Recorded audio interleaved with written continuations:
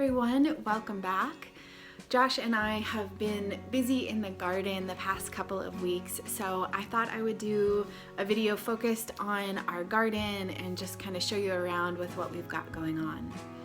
It seems like since we've lived here, the garden has always been kind of a work in progress. Each year we kind of shift and tweak and change, and it seems like it's always evolving and always shifting. But in the winter of 2020, Josh received his permaculture design certification. So during that time, we did a complete redesign of our garden and then started implementing that new design in spring of 2021.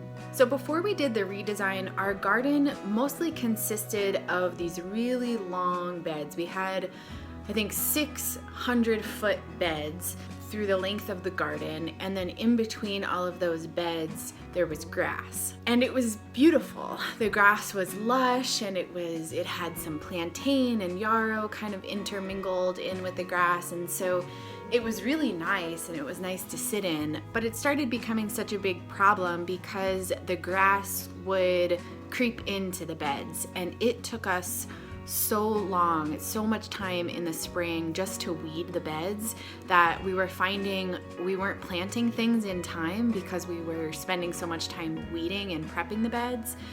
And then everything just kind of fell behind, and the food production just wasn't what it could be.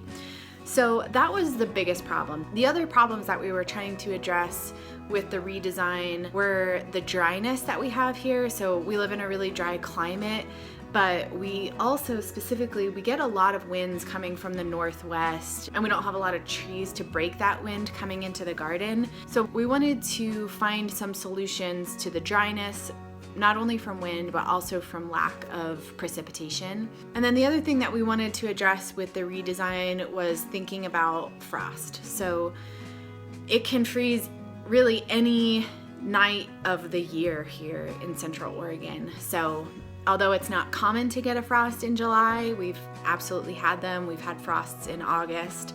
So we really wanted to kind of keep that in mind and figure out some solutions to how we can mitigate some of the frost damage. So like I mentioned, we started implementing some of the elements in the new design last spring, so spring of 2021. And so the garden was a little bit different last year. I wouldn't say we took the year off by any means. We still grew food and herbs, and we still built a lot of new stuff in there, but it looked a lot different.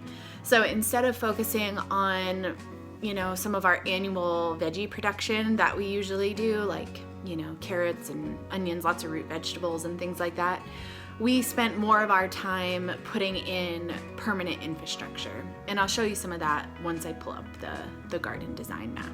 It was just a little bit of a different growing season. We decided to cover the majority of the garden in a thick piece of plastic, essentially. We didn't want to use chemicals. We couldn't weed it all by hand. We liked the idea of covering it with something, having the heat and then lack of moisture kill the grass, and then the grass would decompose in the soil, adding fertility. So that meant that the majority of our garden couldn't be used for growing things last year. Okay, so here is an overhead view of our garden design. And so for today, I'll just talk kind of a brief overview of the different elements in the design, but I don't think I'll go into a ton of depth on, why we chose to put things certain places and all of that. But maybe as the year goes on, I'll do more in-depth on the different elements. So everything inside of this yellow line right here, that's what we consider to be our garden. It's right next to our house, so it's really easy access to kind of come right outside and move through the garden to work or to get food. So this is our house. We have a high tunnel here. I'll start here with this brown berm. This is our hugel berm, and it is planted with elderberry bushes all along, and then we've also seeded it with yarrow and chamomile and a little bit of self-heal as well to act as more of kind of a ground cover. So the hugel is shaped in this way for a couple different reasons. One main reason is we get a lot of northwest winds, and so the berm and then eventually the berry bushes, once they get a little bit bigger, it'll act as a windbreak.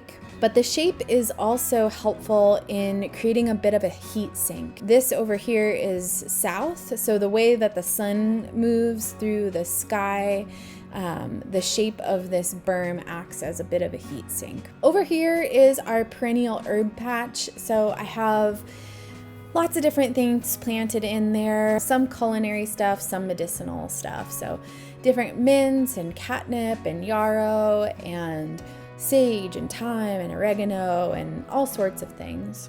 And then here, these little squares, these little green squares, these are our raised beds. So we built these last year and we used them during the growing season, and they worked out really well. Some are traditional raised beds and then some are wicking beds. And maybe in another video, I'll go into more detail about their design and how they function. So we were able to use the hugel, the perennial area, and these raised beds last growing season, but everything else was covered in this thick plastic material, almost like a thick tarp. And then this spring, we have been installing these annual field crop beds.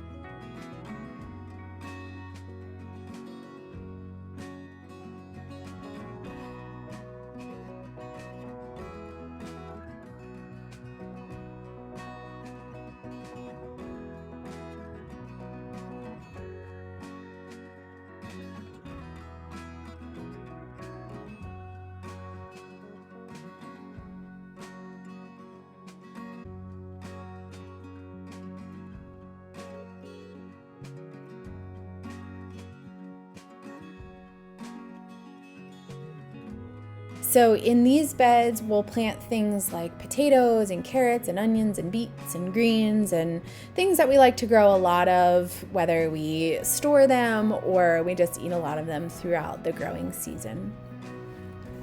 So all of those elements that I just talked about are in place. And then everything over here we haven't yet kind of installed, and I'm not sure that we will this growing season. But we plan to do a pergola here and grow some grapevines. It might also act as a little bit of storage for some garden supplies and things like that.